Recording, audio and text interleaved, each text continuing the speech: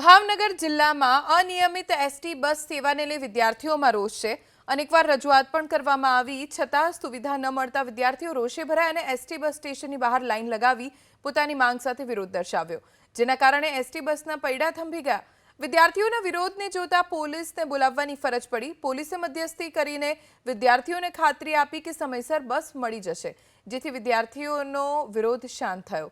વિદ્યાર્થીઓનું કહેવું છે કે છેલ્લા 4 વર્ષથી પરેશાન થઈ રહ્યા છે તેઓ। મહુવાથી અમરેલી વચ્ચે આવતા ગામો માટે સમયસર બસ નથી મળતી।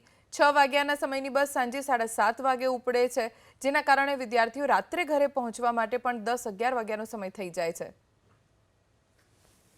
2 વાગ્યા વડલી બાયપાસ બસ થઈ જાય છે, તેના માટે અરજી કરી છે મેં, પણ અરજીનો જવાબ આપતા નથી આ ડેપો મેનેજર। એમ કહીને કેટલી પણ અરજી કરી છે, પણ એકે પણ અરજીનો જવાબ નથી આપ્યો કે આ છતાં અમે આંદોલન કર્યું। છેલ્લા અઠવાડિયાથી અમે આ વર્ષે અરજી કરી છે। હજી ડેપો મેનેજર એમ જ કહે છે કે અમે અરજી ભાવનગર મોકલી છે, પણ એક પણ વાર જવાબ નથી આપ્યો। અમારે 6 વાગ્યાની સ્કૂલ હોય છે, એટલે 6 વાગ્યા પછી અમારે ઘરે જવામાં ખૂબ તકલીફ રહે।